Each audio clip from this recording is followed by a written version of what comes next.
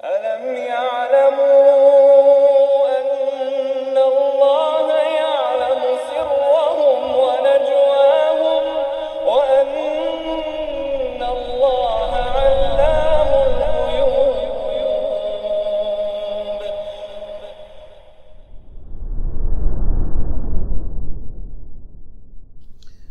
Bismillahirrahmanirrahim. Assalamualaikum warahmatullahi wabarakatuh. Innal hamdalillah nahmaduhu wa nasta'inuhu wa nastaghfiruh wa na'udzu billahi min shururi anfusina wa sayyiati a'malina.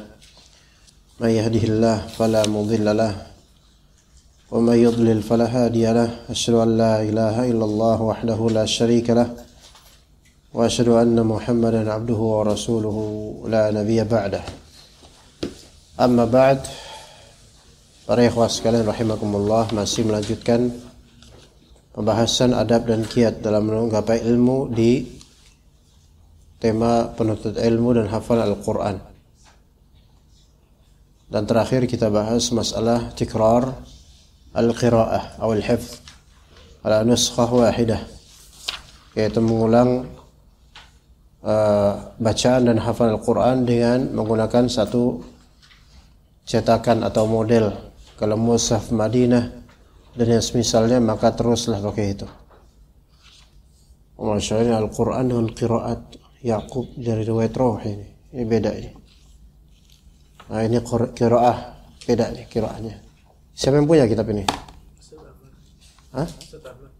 Ahmad Bazir. Ahmad siapa? Oh, Masya Allah.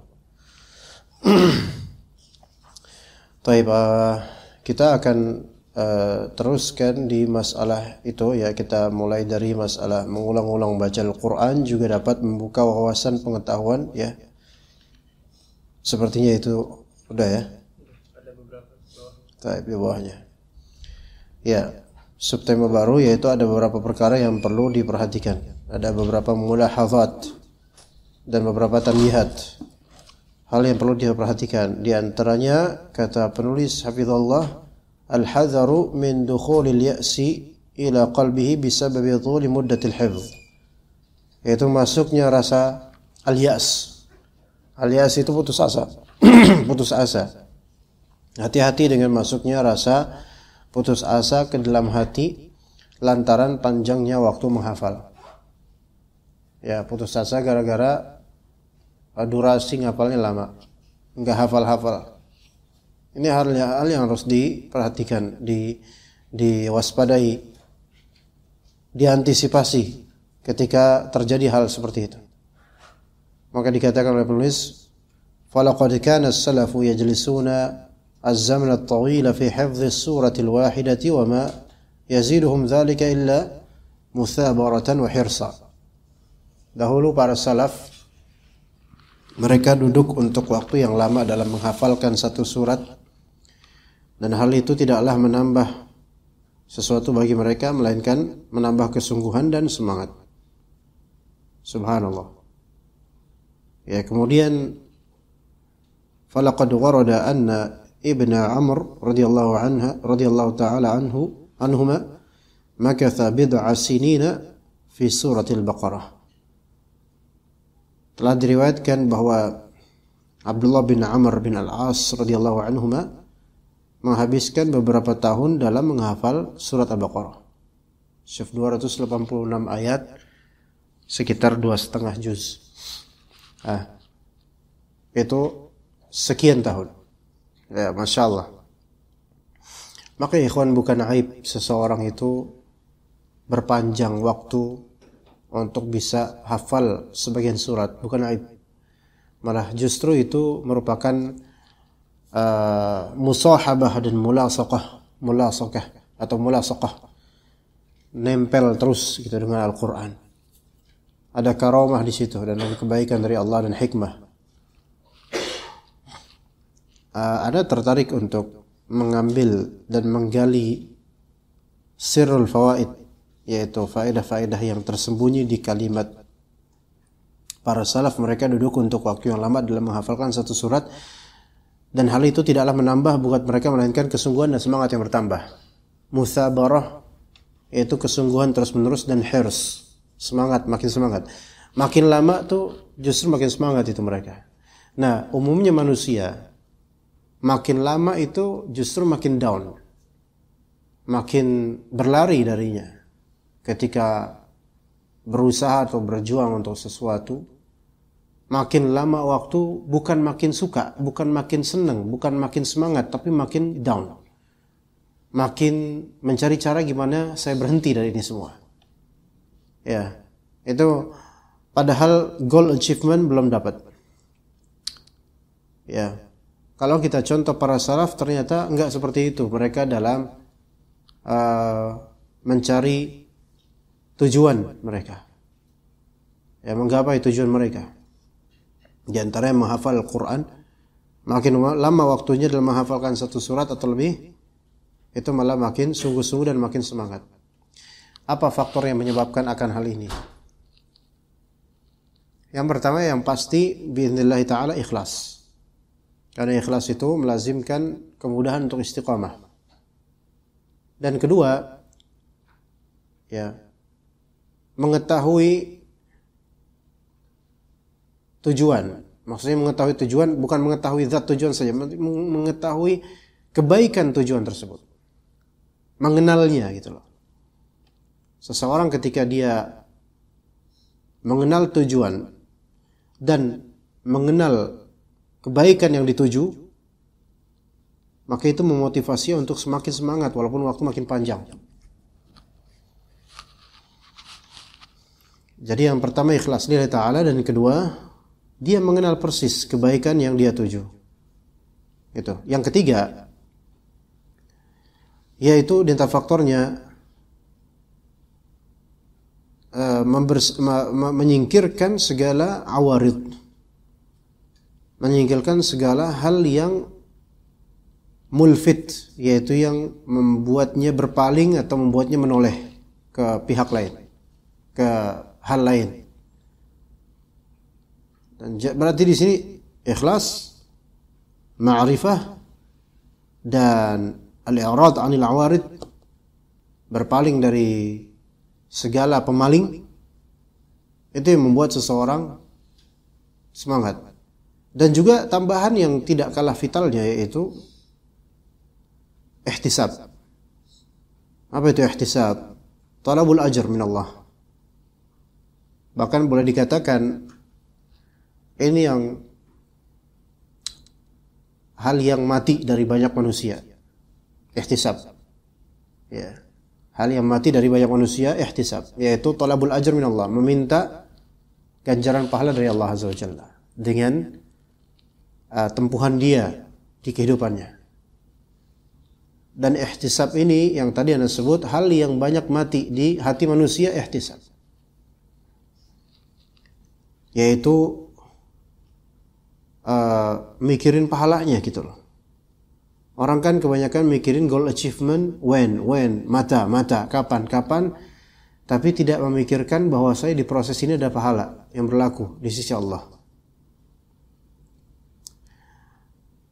Katakanlah misal dalam masa menghafal Al-Quran, masalan, antum berusaha menghafal surat Al-Mujadilah, juz 28 awal-awal, misal, dan ternyata itu susah bagi antum. Itu perlu waktu yang lebih panjang. Ketika antum melihat umumnya talibul ilm menghafal surat Al-Mujadilah seminggu selesai, namun antum sebulan pun belum kelar. Qadarullah. Apa di sini yang membuat misal antum pengen seperti salaf untuk bisa tetap giat, bahkan makin lama itu makin sungguh-sungguh gitu loh. Walaupun goal achievement-nya itu terjadi istibta', yaitu kelambanan menuju sasaran. Maka yang pertama tadi yang bilang ikhlas. Itu menjadi qawaim, dawafi', yaitu faktor yang terbesar, ikhlas menuju istiqamah. Makanya ihdinas siratal mustaqim itu setelah iyyaka na'budu wa iyyaka nasta'in. Siratal mustaqim, ihdinas siratal mustaqim itu setelah ayat apa? Iyyaka na'budu, ikhlas. Iyyaka na'budu, ikhlas. Dan iyyaka nasta'in mengandung keikhlasan dalam pemurnian dalam meminta pada Allah Azza wa Jalla. Antum minta sama Allah. Maka ikhlas ini akbaru ad-dawafi', yaitu faktor terbesar agar antum malah makin semangat dengan durasi yang makin lama. Begitu. Dalam masalah menghafal Quran. Ya. Dan setelah ikhlas, yang kedua tadi apa? Yaitu Masya Allah, ma'rifah. Ya. Ma'rifatul ma'lum gitu, mengenal apa yang dia ilmu ini, mengenal hal yang dituju ini. Mengenal tujuan. Mengenal tujuan di sini bukan hanya mengenal apa yang saya tuju, melainkan kebaikan dari hal yang dia tuju itu. Karena kalau mengenal Jakarta hanya sebagai Jakarta tujuan, ya udah antum sampai Jakarta nggak ada kepuasan mungkin. Tapi ketika antum mengenal di Jakarta banyak apa, banyak ini, banyak itu, lamanya perjalanan itu tidak menghalangi minat antum ke Jakarta. Karena apa? Ada banyak hal yang lezat bagi antum di sana yang dijanjikan gitu loh. Kalau kita tujuannya menghafal Quran, di balik menghafal Quran ada banyak kelezatan yang kelak akan antum dapatkan. Kelezatan kekhusyuan, kelezatan bisa tahajud dengan hafalan. Ya mungkin sebelumnya antum tidak seperti itu, tapi itu janji dari Allah yang akan antum dapatkan nanti kalau antum hafal. Kelezatan tadabbur, kelezatan dan seterusnya, belum dari Allah Azza wa Jalla nanti di hari akhir. Maka kalau mengenal tujuan hanya sebagai tujuan, itu belum cukup untuk menjadi faktor penyemangat di durasi yang begitu lama dalam mencapainya.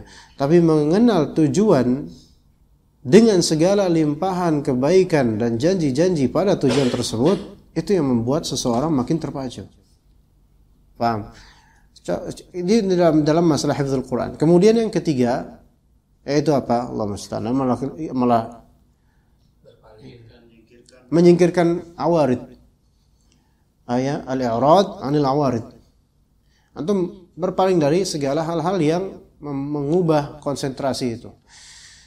Di antara ujian seseorang ketika as-sayr ila syai' gitu, dalam menempuh menuju tujuan, semakin istibta'nya tujuan, maksudnya semakin lambatnya menuju tujuan, itu godaan untuk berpaling ke tema lain atau hal lain itu lebih kuat. Ya, lebih kuat. Ya. Misalnya antum fokus surat Al-Mujadilah. Namun susah ya. Coba surat Al-Munafiqun. Lah antum belum kelar Al-Mujadilah. Al-Mujadilah aja dulu. Gitu misalnya ya. Atau hal-hal lain yang bahkan di luar Al-Quran. Karena capek, Al-Mujadilah nggak kelar-kelar. Akhirnya nonton Netflix. Ya enggak bisa, ini jauh banget. Ya kan? Karena itu entertaining. Kalau ini burning gitu. Antara menghibur, kalau ini membebani, saya lebih suka yang menghibur. Akhirnya ini aridah yang memalingkan dia dari tujuan. Dan yang keempat apa ikhwan? Ihtisab. Nyari pahala, golek pahala. Ya. Ini yang banyak mati dari manusia. Ya. Ihtisab ini ada kaitannya erat dengan nomor 2. Ya. Apa nomor 2 tuh? Mengenal pernak-pernik tujuan, mengenal kebaikan tujuan ini. Ada kaitannya. Ya. Ihtisab nyari pahala. Antum ngafal Quran karena apa? Nyari pahala. Dan antum bisa nanti ketika sudah hafal Al-Mujadilah, itu kan tujuannya kan supaya dapat ridha Allah. Maka as-sayr ila dzalik, yaitu ketika menempuh menujunya, antum cari ridha Allah. Gitu loh. Sehingga ikhwan di sini ternyata akhirnya kita sadari bahwasanya tujuan dari menghafal itu bukan menghafal. Tujuan dari menghafal itu bukan punya hafalan. Ya, coba sampai enggak di titik itu? Tujuan antum menghafal Al-Quran bukanlah punya hafalan, tetapi lebih dari itu, yaitu tujuannya supaya lebih dekat pada Allah, dapat ridha Allah. Coba. Maka kalau tujuan antum menghafal adalah supaya punya hafalan, maka mentok di punya hafalan. Dan belum tentu Allah ridha ya antum ketika sudah punya hafalan. Bisa saja itu istidraj, bisa aja malah itu tipu daya diri antum, menipu diri antum sendiri gitu. Itu dalam masalah hifdzul Quran. Sehingga kalau dia menempuh 4 hal ini, maka insya Allah malah makin terutama nomor 4 itu ihtisab, nyari pahala, malah makin semangat. Dan itulah para salafus saleh. Dan itulah Nabi SAW mengapa menyebutkan di banyak hadis tentang ihtisab. Man shoma ramadhana imanan wa ihtisaban, man qama ramadhana imanan wa ihtisaban. Ya. Minta, ya. Juga kemudian tentang putrinya yaitu Fatimah ketika anaknya atau cucunya Nabi SAW wafat, ya, kemudian Nabi SAW berpesan kepada untuknya melalui utusannya, fal tasbir wal tahtasib, hendaklah dia sabar dalam menghadapi ujian ini dan apa? Cari pahala dari Allah. Dan ini udah bukan hanya masalah hifdzul Quran, ya kawan. Segala musibah, imtihanat, ujian-ujian, masaib, imtihanat, al-karbat, segala musibah, kesulitan. Kita kan dalam namanya segala ujian, kita itu selalu berada fintidhari al-faraj, yaitu dalam penungguan terhadap jalan keluar selesainya musibah atau ujian ini. Nah, kadang kita udah minta sama Allah namun terjadi istibta' al-ijabah, yaitu lambatnya ijabah, jawaban dari Allah menurut kita. Kalau salaf itu bukan malah putus asa, malah semakin semangat dalam menunggu jawaban Allah Azza wa Jalla. Kenapa? Ya itu faktor-faktor tadi. Yaitu tetap ikhlas, tauhidnya ditingkatkan. Ya, kemudian ihtisab, minta ganjaran dari Allah dan mengenal tujuan-tujuan sebenarnya kita itu adalah mencapai ridha Allah Azza wa Jalla. Ya, dan juga menyingkirkan hal-hal yang sifatnya pembisik untuk selalu mengalihkan kita dari ketaatan dan ikhlas. Maka makin lama durasi penungguan dan penantian terhadap jawaban, justru makin semangat dalam beribadah kepada Allah Azza wa Jalla dan menjalani amanah-amanah kehidupan ini, gitu loh. Ya, dan inilah hakikat muslim. Makanya Anda tertarik dengan kalimat para salaf, mereka duduk untuk waktu yang lama dalam menghafalkan satu surat dan tidaklah itu menambahkan bagi mereka melainkan semakin sungguh semakin semangat. Inilah yang disebut jannatud dunya atau jannah fid dunya. Surga di dunia itu tetap terus beramal dan malah makin seperti di tengah rimbunan taman yang indah. Makin lama makin seperti itu. Ya, kunci-kuncinya tadi yang telah disebutkan. Kemudian Abu Bakar bin Ayyash, beliau berkata, Qara'tul Qur'ana ala Asim bin Abi Najud. Fakana ya'muruni an aqra'a alaihi fi kulli yawmin ayatan la azidu 'alaiha. Aku membaca Al-Quran di hadapan Asim bin Abi An-Najud, maka ia memerintahkanku untuk membacakan kepadanya satu ayat dalam setiap harinya. Jangan lebih dari satu ayat itu bacakan di sini supaya apa? Supaya bacakan dicek sama sang syekh itu Asim, kemudian hanya satu ayat itu aja sehari, khalas. Dan Asim berkata kepadanya, inna hadza athbatu lak, sesungguhnya hal ini lebih sabit buat dirimu, dapat menguatkan bagimu. Lebih menguatkan apa? Menguatkan hafalan Al-Quran. Berarti satu hari satu ayat, menguatkan hafalan Al-Quran. Makanya suatu ketika Anda mendengar syekh dari Mesir, ini hal yang menakjubkan sebenarnya jawaban ini dari beliau.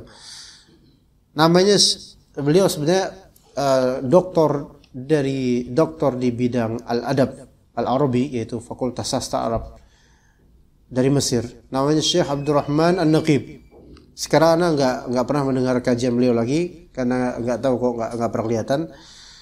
Syekh Abdurrahman An-Naqib ini dulu sering Anda dengar kajiannya di tahun 2010-2011. Ketika itu Anda banyak ambil dari situs albasirah.com, dari islamway.com.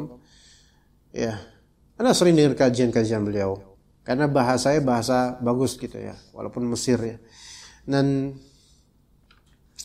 di antara soal yang masih Anda ingat loh, pertanyaan ke beliau masih Anda ingat jawabannya. Bagaimana caranya menghafal Al-Quran dengan baik? Maka beliau mengatakan ihfazil Qur'an ayatan fil yaum. Baca hafal Al-Qur'an satu ayat dalam sehari. Satu ayat dalam sehari. Besoknya satu ayat, besok satu ayat lagi. Ana takjub ketika itu ana mendengar ketika ana naik sepeda. Ana waktu itu ngajar di Nurul Fikri English Course di daerah Rawamangun. Dari Jelipia jam 12 habis zuhur kan selesai terus makan di kantin, habis itu ana naik sepeda dari Warung Buncit sampai ke Rawamangun naik sepeda ketika itu, lewat Jatinegara. Dan itu sambil dengerin kajian ya, kawan. Nah, kemudian dari Rawamangun pas pulang habis ngajar itu ba'dal maghrib. Dan ana mendengar kajian Syekh Abdurrahman An-Naqi, ana masih ingat jawabannya. Dan jawabannya itu yang menakjubkan ketika ana lagi naik sepeda itu, satu ayat satu hari. One ayah one day. Apa? Berarti itu apa? Awad ya. Satu ayat satu hari ngafalin. Sampai kapan khatamnya gitu kan? Mikirnya gitu kok kita. Tapi kemudian beliau menyebutkan asar ini di antara apa namanya petunjuk ulama di antaranya gini, seperti ini. Ada syekh seperti Asim bin Abi An-Najud kepada muridnya yang membacakan Al-Quran cuma satu ayat satu hari dia hafal, khalas. Satu ayat satu hari. Dan itu track sebagian dari ulama di antara ini. Ya, makanya ini mengingatkan anak pada momentum ketika itu. Anak takjub dengan pernyataan Syekh Abdurrahman An-Naqib hafizahullah. Kok bisa jawaban seperti itu? Namun ternyata kalau dipikir-fikir ya ikhwan, istiqamah dan konsistensi itu lebih penting daripada antum memborong ayat. Ternyata begitu, ternyata benar. Satu ayat, satu hari itu jujur bagi banyak orang lebih berat daripada 5 ayat atau setengah halaman dalam berapa hari. Beneran. Karena untuk istiqomah satu ayat satu hari, satu ayat satu hari, satu ayat satu hari, terus kayak gitu itu berat. Enggak semua orang malah bisa. Karena yang sulit itu istiqomahnya.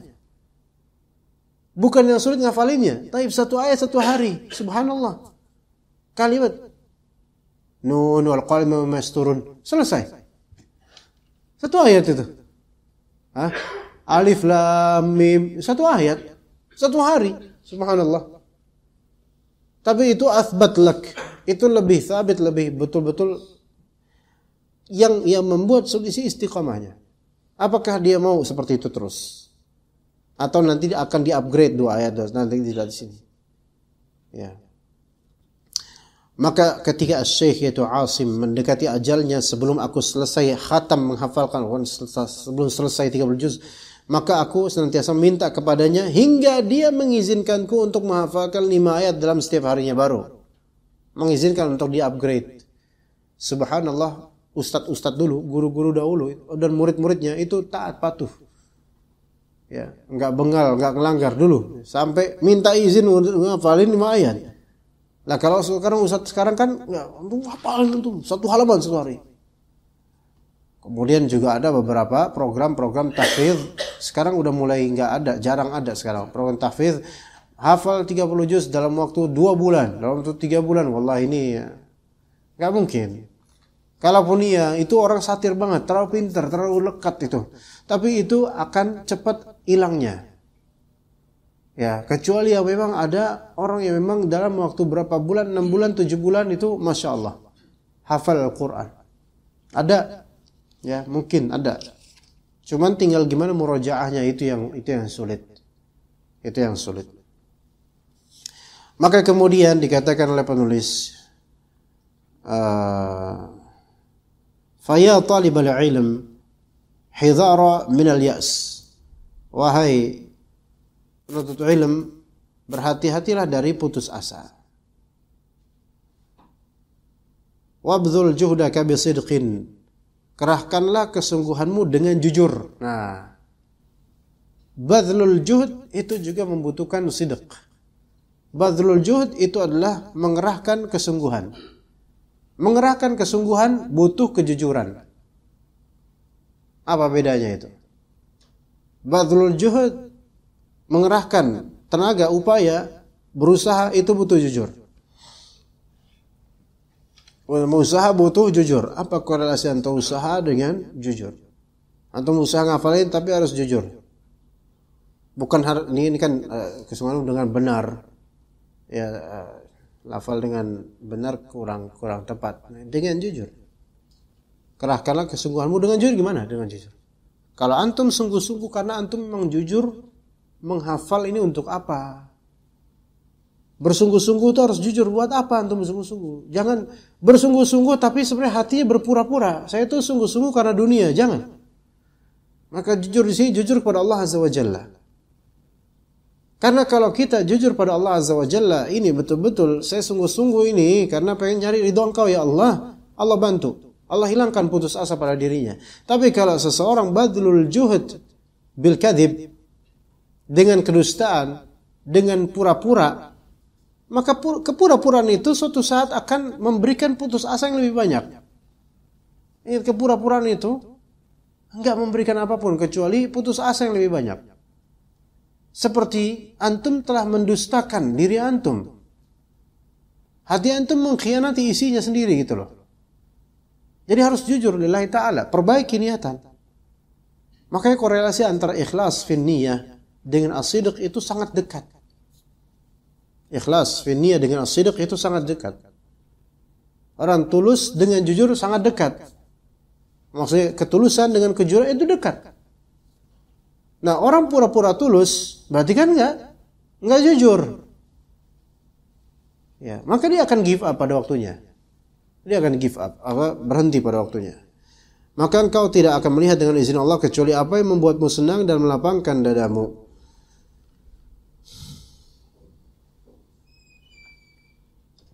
Ya. Wa tadhakkar qaulan Nabi sallallahu alaihi wasallam. Ingatlah perkataan Nabi sallallahu alaihi wasallam. Innamal ilmu bitta'allum. Sesungguhnya ilmu didapat dengan cara belajar. Wallahi ikhwan. Antum menghasilkan sesuatu dari keringat dan usaha antum akan dapatkan itu memiliki samarah, nilai, value, kenangan, bukti bahwa ini usaha saya gitu. Antum dagang, itu apa yang antum hasilkan dari dagang itu nilainya lebih dibandingkan antum dikasih orang atau dapat amplop. Beda. Value-nya beda. Walaupun nominalnya lebih besar amplop. Dan itu yang anda rasakan ya kawan. Bedakan antara quantity dengan value. Ya. Quantity itu kuantitas.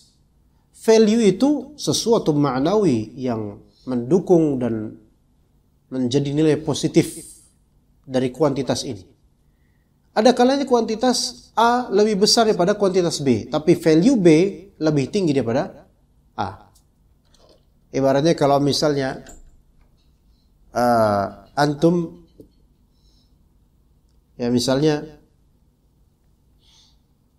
antum ngasih ke fakir miskin, dia lagi sulitan, antum kasih 20.000 ya. Kemudian antum ngasih ke orang yang atau anak antum yang memang butuh tapi biasa aja, antum kasih 50.000. Secara kuantiti lebih besar antum ngasih anak, tapi secara value bagi si penerima ternyata orang fakir miskin ini menganggap 20.000 ini besar sekali. Dan subhanallah dia kemudian mendoakan antum dan menghargai 20.000-nya dari antum ini. Maka value-nya ini 20.000 ini lebih tinggi daripada value-nya 50.000 bagi anak. Nah, di sini berarti ilmu yang didapat dengan belajar sungguh-sungguh antum akan dapatkan dengan izin Allah, yaitu apa? Bukan hanya materi ilmunya saja, value ilmu itu sendiri, ikhwan. Sekarang kalau misalnya antum isi kajian atau dakwah atau menyampaikan nasihat kepada orang dan hujjah atau dalil yang antum tuturkan kepada orang itu adalah hasil hafalan antum, ya. Kemudian value besar. Kemudian segmen berikutnya antum dakwah lagi, ngajar lagi atau nasihatin lagi, tapi hasil baca, sambil baca, dan ayat-ayat antum nggak hafal melainkan antum baca. Mungkin lebih fasih ketika antum baca. Tapi mana yang lebih valuable? Hafalan antum. Karena itu bukti kerja keras antum, proof bagi diri antum atau orang yang menyimak antum. Bukti. Ya. Ada value di sini. Antum mungkin bisa melihat sendiri value, bukan menjelekkan atau membandingkan baik buruknya, tapi value ustadz yang mungkin baru ngajar kemarin sore misalnya, bukan menjelekkan, bukan merendahkan. Ustadz baru mengajar kemarin dengan ustadz yang sudah bertahun-tahun mengajar, antum akan mendapatkan value ustadz yang lebih lama ini beda value-nya. Ilmunya beda. Dan mungkin dari segi hafal mungkin ini lebih mungkin. Tapi dari segi value dengan pengalaman, dengan memanage jemaah, dengan gesturnya, dengan bahasanya lebih matang, dai tua ini misalnya. Value-nya ada. Maka Nabi SAW mengatakan, innamal ilmu bitta'allum. Maka ini menunjukkan bahwasanya ilmu itu kalau antum mau semakin dapat value-nya, belajar antum. Banyak spending time, habiskan waktu untuk belajar. Kalau emang hafalan antum mau valuable, banyak murojaah, itu value-nya semakin tinggi.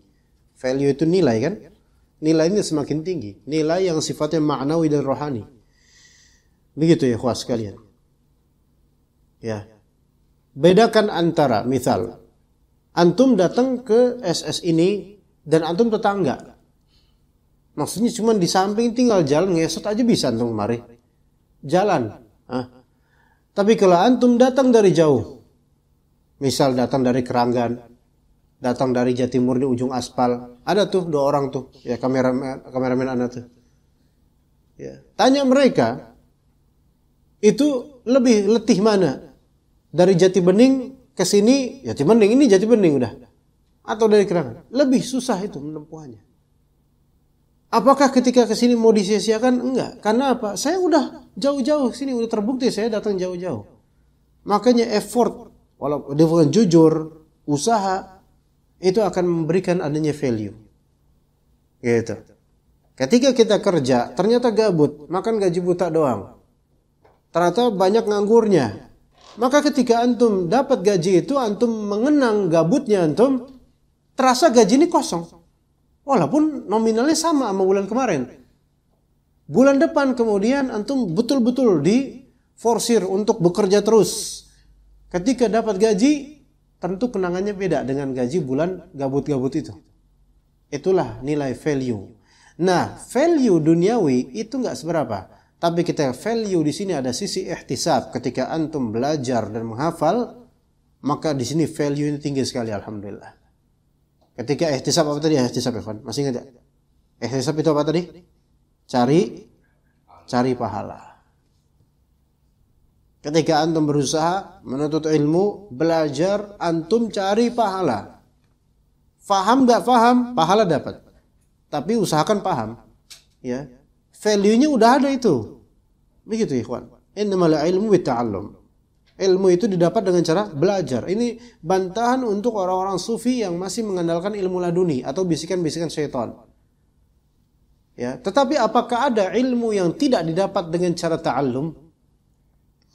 Kadang-kadang Allah Subhanahu wa taala memberikan pada beberapa orang yang zaki, yang cerdas, yaitu pemikiran atau pemahaman yang sahih, padahal dia belum pernah mempelajari sedetail itu untuk hal itu.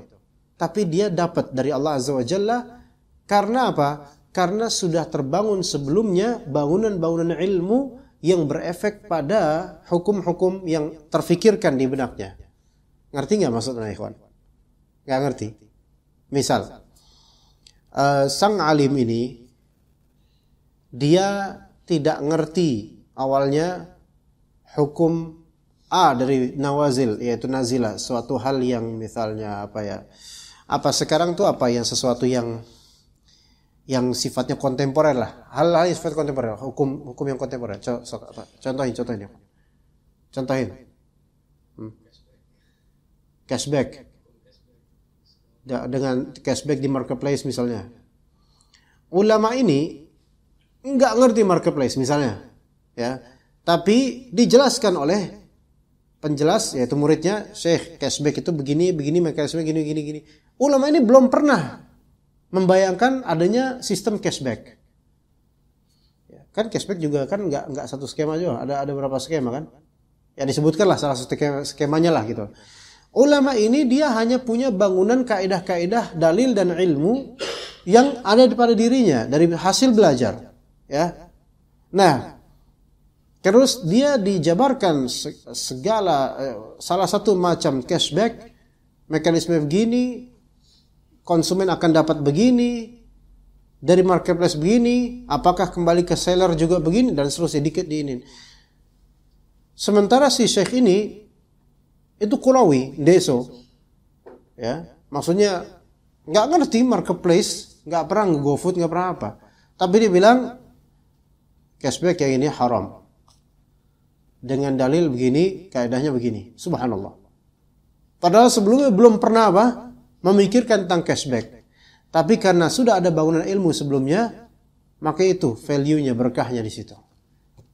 Ya. Kemudian itu satu contoh. Dan itu kadang terjadi pada sebagian ulama. Makanya Syekh Utsaimin juga pernah berkata begitu. Ada kalanya seorang alim, Allah Ta'ala berikan ilham suatu pemahaman dan hukum yang sebelumnya dia belum pernah kepikiran. Kemudian tiba-tiba terwujud dan itu ternyata shawab, ternyata benar, ada seperti itu. Atau ada contoh lain, yaitu efek dari berkah dari value belajarnya, yang mana Allah kasih ilmu sesuatu yang sebelumnya belum pernah dia pahami sebelumnya, tapi kemudian bisa menerangkannya dengan baik untuk hal itu. Kadang-kadang di kajian ikhwan, sejujurnya anak pribadi atau mungkin asatidz lain mungkin lebih afdal, tercetus kalimat-kalimat yang sebelumnya itu Anda belum pernah mengucapkan kalimat-kalimat itu, tapi benar gitu loh. Kadang-kadang seperti itu. Maka Allah Subhanahu wa taala menambahkan zakatnya seseorang terhadap ilmu dengan ilmu berikutnya. Dikatakan bahwasanya zakatnya ilmu adalah amal. Zakatnya ilmu adalah amal dan ta'lim. Zakatnya ilmu adalah amal dan ta'lim. Loh, zakat ilmu dengan amal gimana? Yaitu untuk hak zakat untuk dirinya. Tapi zakatnya ilmu untuk ta'lim, dia menzakati orang lain. Dan zakat itu maknanya adalah an-nama, an-nazahah wan-nama, yaitu pembersihan dan juga pengembangan. Iya. Zakat itu pembersihan dan pengembangan. Ketika seseorang menzakati ilmunya dengan amal dan mengajar, maka ada yang kotor dari ilmu terbuang dan yang baik dari ilmu tertambah. Begitu. Maka dengan amal ilmu bisa tertambah. Dan dengan ta'lim mengajar, ilmu bisa tertambah. Ini semua value dari Allah Azza wa Jalla.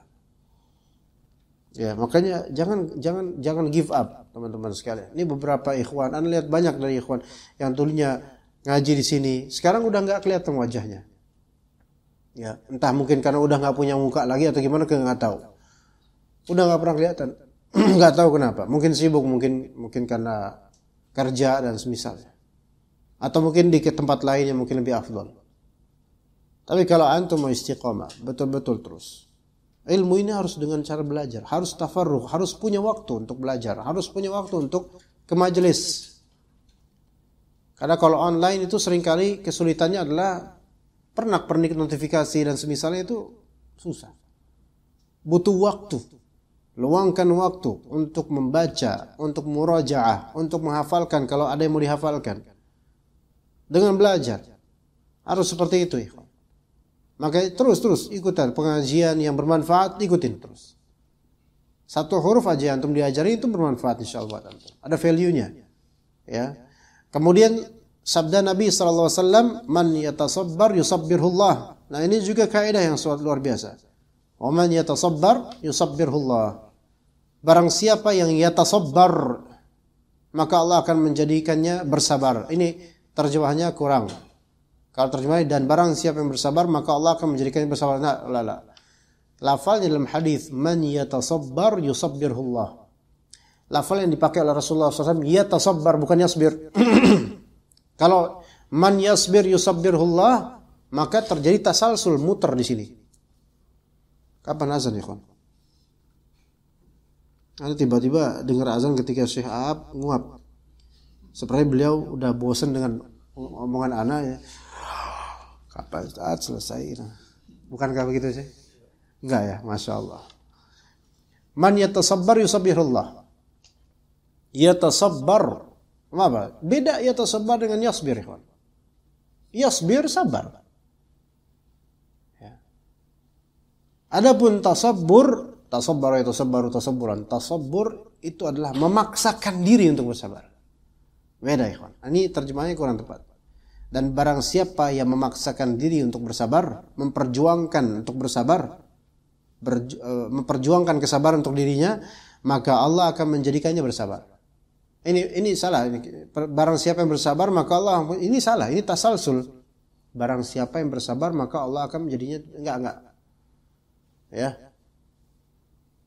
Barang siapa yang memperjuangkan kesabarannya, barang siapa yang memaksakan diri untuk bersabar, maka Allah akan menjadikannya bersabar. Ini hadis ini yatasabbar yusabbirullah. Menunjukkan bahwasanya menunjukkan sebagai dalil bahwasanya sabar, ya akhi, sabar. Baru diceramahin sabar enggak sabar. Apa tadi Anda ngomong apa ya, kawan? Nah, menjadi dalil bahwasanya sabar has no limit. Kesabaran itu pada hakikatnya tidak ada batasan. Sebenarnya begitu. Itu kaidah yang benar seperti itu. Adapun kalimat kesabaranku ada batasnya, itu cuma di sinetron. Makanya orang-orang nyontoh di situ. Pada asalnya kesabaran itu tidak ada batasnya. Sesuai kehendak Allah Azza wa Jalla. Namun yang membatasi adalah dendam kita, hawa nafsu kita, kerasnya hati kita, kekesalan kita, bisikan orang lain, bisikan syaitan. Itu yang membatasi.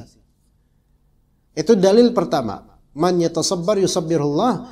Berarti kan kalau orang berjuang untuk bersabar, sebenarnya akan Allah berikan dia kesabaran. Cuman mindset kita itu kadang-kadang saya nggak bisa bersabar. Makanya Allah tutup kesabarannya. Seandainya dia memaksakan diri untuk terus bersabar, maka Allah Ta'ala akan memberikan kesabaran pada dia. Dalil kedua, kata Allah Azza wa Jalla, innama yuwaffas sabiruna ajrahum bighairi hisab. Yaitu ganjaran untuk orang-orang yang bersabar akan Allah tunaikan tanpa perhitungan, tanpa limit. Ketika ganjaran itu tidak ada limitnya, menunjukkan amalan tersebut juga hakikatnya tidak berlimit. Seharusnya ketika ganjaran, coba sekarang umumnya ganjaran, umumnya pahala dari Allah Azza wa Jalla, sedekah misalnya, dilipat gandakan berapa? 7 sumbulatin, 7 cabang, 7 tangkai. Di setiap 7 tangkai ada beberapa butir cabang, ada beberapa butir habat gitu kan. Itu kan tetap terhitung, berarti ada limit. Sedekah itu ada pahala besar tapi limited, terbatas. Ya, terbatas. Ya. Membaca Al-Quran 1 huruf 10 hasanat. 10 maksimal, itu terbatas. Tapi sabar Allah Ta'ala khususkan. Sabar Allah khususkan. Bighairi hisab. Enggak ada hitungan lagi. Maksudnya enggak ada apa? Enggak ada limit. Terserah Allah mau berapa nanti. Itu ganjaran sabar itu. Ketika ganjarannya tidak memiliki batasan, ini menunjukkan bahwa amalan ini juga tidak ada batasnya. Oke, amalan sabar itu enggak ada batasnya. Itu kaidah yang sahih. Maka orang yang mengatakan kesabaran itu ada batasnya, ya menurut antum aja, karena antum membatasi. Sekiranya tidak antum batasi, maksudnya antum meminta kepada Allah supaya bisa terus sabar, maka Allah akan memberikan antum kesabaran. Sampai akhir hayat bahkan. Sampai akhir hayat. Sampai wafat. Kena musibah terus. Kesulitan terus. Nggak bisa ngafalin terus. Karena lemot. Kalau itu sabar, has no limit. Tidak ada batasannya. Sebagaimana ganjarannya nanti, Allah tidak membatasi. Terus ada terus. Begitu ya ikhwas sekalian. Maka kaidah di sini penting. Man yatasabbar yusabbirullah. Barang siapa yang memaksakan diri untuk bersabar, maka Allah akan terus menjadikannya bersabar. Ya, begitu. Baik sebagai suami atau sebagai istri, sebagai anak, sebagai orang tua. Coba sekarang kalau misalnya orang tua punya batasan kesabaran, ya, Anaknya bandel misalnya. Saya sudah tidak sabar lagi dengan kamu. Keluar kamu. Kesabaran saya ada batasnya. Benar nggak kalimat itu? Nggak bisa dibenarkan. Nggak bisa dibenarkan. Ya, nggak bisa dibenarkan. Begitu ya. Taib. Ketahuilah bahwa memaksakan diri. Nah, ini memaksakan diri di atas ilmu dan menanamkan kesungguhan pada diri akan hal tersebut dapat mewariskan ilmu yang banyak bagi penuntutnya. Anda ulangi. Di sini ini azan ini. Azan. Memaksakan diri di atas ilmu dan bermujahadah. Kesungguhan pada diri akan hal tersebut dapat mewariskan ilmu yang banyak bagi penuntutnya. Ilman jamma, yaitu ilmu yang banyak. Antum memforsir diri antum secara normal ya, memforsir diri antum, bukan berlebihan sehingga nggak pernah tidur, nggak boleh ya. Yaitu memforsir, memaksakan diri, bersabar di atas ilmu, ini akan mewariskan ilmu yang banyak bagi antum. Wan nadhiru fi sayri salafis salih yara misdaqiyat dzalik.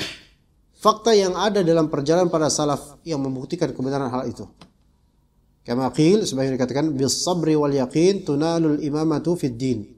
Dengan sabar dan yakin engkau akan mendapatkan imamah, kepemimpinan dalam agama. Jadi ini kalimat juga akan Anda bahas insyaallah setelah azan باذنillah taala. Silakan fadhil. Tapi kawan, di sini ada kalimat bis sabri wal yaqin tunalul imamatu fid din. Ini kalimat Syekhul Islam Ibnu Taimiyah rahimahullah. Dengan sabar dan yakin engkau akan mendapatkan al-imamah, yaitu kepemimpinan dalam beramal, dalam beragama. Apa maknanya? Ini berangkat dari firman Allah di surah As-Sajdah. Wa ja'alna minhum a'immatan yahduna bi amrina lamma sabaru wa kanu bi ayatina yuqinun. Di surah As-Sajdah Allah Subhanahu wa taala mengisahkan atau menyebutkan tentang Bani Israel. Dan di surat Isra juga disebutkan Bani Israel pernah beberapa kali memimpin kaum manusia atau kaumnya menjadi penguasa. Wa ja'alna minhum, dan Bani Israel dalam beberapa konteks itu terjadi pada mereka kesulitan yang menerpa karena kemaksiatan mereka. Duribat alaihimudz zillatu wal maskanah. Ya. Wa duribat alaihimudz zillatu wal maskanah. Wa ba'u bi ghadabin min Allah. Mereka dapat kehinaan, kesulitan, dapat murka Allah. Karena apa? Karena mereka meninggalkan ayat Allah dan bahkan di antara mereka membunuh para Rasulullah. Tapi Allah katakan dalam beberapa momentum, dalam beberapa tahun, wa ja'alna minhum a'immatan. Kami akan menjadikan minhum, dari kalangan mereka Bani Israel, sebagai para imam. Yahduna bi amrina, yang mereka itu memberi petunjuk dengan urusan kami, dengan syariat kami, dengan perintah kami. Jadi di antara mereka akan ada yang menjadi pemimpin dan memakai syariat Nabi Allah. Tapi kapan? Lamma sabaru, ketika mereka sabar. Wa kanu bi ayatina yuqinun, dan mereka yakin terhadap ayat-ayat kami. Dan seorang imam, nah ini pelajaran untuk kita semua, ikhwan. Kita ini imam rumah tangga. Seorang imam, modal dia untuk betul menjadi imam di keluarga dengan benar, dua hal. Sabar dan yakin. Itu modalnya. Sabar dan yakin. Dia bisa menjadi seorang imam yang benar. Berarti imam itu bukanlah yang apa? Yang gegabah, yang gebiauyah, yang segala ditebas. Enggak, itu bukan imam. Yang emosional, yang maksudnya segalanya dia omongin, segalanya dicecar. Enggak, itu bukan imam. Enggak bisa bersabar, enggak bisa jadi imam. Iya. Ya. Sekarang coba kalau antum perhatikan, ikhwan, dan ini bukan merendahkan suku atau apa. Rata-rata yang jadi presiden negeri ini dari suku mana? Suku yang umumnya dikenal kalem. Iya. Rata-rata gitu. Anda perhatikan aja. Bukan yang, tapi kalem kadang-kadang ngeri juga gitu. Di balik itu tiba-tiba ada yang mati aja. Kadang-kadang gitu. Artinya apa? Kelihatan sabar minimal gitu. Sabar dan yakin.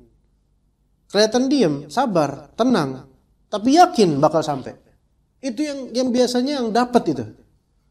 Tapi yang dari awal petantang petenteng, ngeri, itu nggak nyampe biasanya, nggak nyampe. Karena dia habis duluan energinya, atau karena orang lain udah tahu track dia. Biasanya tenang, sabar, kelihatan tenang, nggak ngapa-ngapain, padahal sedang menyusun. Sedang mempersiapkan amunisi. Itu yang biasa. Seperti orang yang sabar dan orang yang yakin. Nah, kita ini kalau udah kenal sunnah, ikhwan, kita harus menerapkan dua ini, sabar dan yakin. Jadilah imam, minimal di kepala keluarga atau keluarga besar, imam keluarga besar. Sekarang kalau antum lihat seorang ustadz enggak sabaran, ada yang ngangguk, ada yang gini sedikit ditahdzir langsung. Susah ini. Kalau misalnya kayak gitu semua, itu semua dari antum tadi kena semua tuh. Iya, capek habis kajian ini untuk apa? Mentahdzir semua dari antum, mentahdzir untuk apa? Mentanbih. Bangun. Capek, sabar. Iya, sabar tapi yakin, gitu loh. Sabar ngelihat antum tidur dan yakin antum akan bangun. Ya. Sabar di sini, ikhwan. Kalau misal kita nggak sabar dalam menuntut ilmu dan nggak yakin untuk menghasilkan ilmu, ya nggak bisa untuk menuntut ilmu, nggak bisa hasil ilmu, nggak ada hasilnya. Maka ilmu ini butuh kesabaran. Man yatasabbar yusabbirullah. Ada tantangan ilmu ini. Merasa kok susah ya? Antum pelajarin usul fikih misalnya. Anda nggak suka usul fikih? Antum nggak bisa. Nggak bisa antum, nggak bisa antum beristinbat dari kalau usul fikih nggak mau. Harus sabar. Udah usul fikih berat ilmunya, killer gurunya, berat susah ujiannya, udahlah. Allah ikhwan, ada di Libya usul fikih Raudatun Nazir termasuk ilmu yang berat, masya Allah. Ya. Antum wake up aja, bangun, merhatiin, belum tentu paham, apalagi yang tidur, ilmu laduni datang. Itu. Udah gitu dosennya, guru di antaranya di semester berapa ke semester berapa, itu ada guru Syekh Dr. Muhammad Al-Azazi, hafizallah, orang Mesir, orang Al-Azhar. Beliau itu. Sampai di semester berapa ya itu? Aghlabiyah atau mayoritas dari talib di kelas ana rata-rata rosib di usul fiqh. Soalnya paling 5 soalan. Berat semua. Satu soal ada furu'nya. Blok.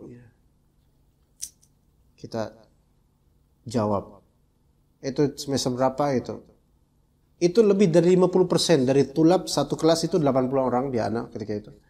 Ini baru kelas ana loh, belum kelas lain korbannya lebih banyak lagi itu. Lebih dari 50% merah semua usul fiqh. Dan ilmu berat, dosennya itu juga bakhil jidan. Ya, beliau hafizallah. Tapi itu yang memacu banyak anak-anak, alhamdulillah enggak merah. Itu termasuk pelajaran kesukaan anak itu. Alhamdulillah. Hampir semua ya, mayoritas 75% lah. Itu merah semua itu. Sampai pihak idarah itu minta tolong dosen ini. Tolong jangan gini banget lah gitu loh. Karena terlalu nyata gitu loh. Banyak tulab yang kena merah. Padahal mereka itu udah tahu ini killer ini Ustaz. Syekh Azizi killer ini, hati-hati gitu. Belajar. Usul fikih menjadi momok gitu. Ternyata benar pada rosib. Ya. Sampai idarah aja. Idarah itu maksudnya idarah apa ya? Kalau Indonesianya apa ya? Pihak penguasanya apa ya? Pihak apa idarah itu, ikhwan? Yayasan, pihak apa sih antum tolong jawab, pihak apa tuh? Idarah, pihak atasannya gitu lah apa ya,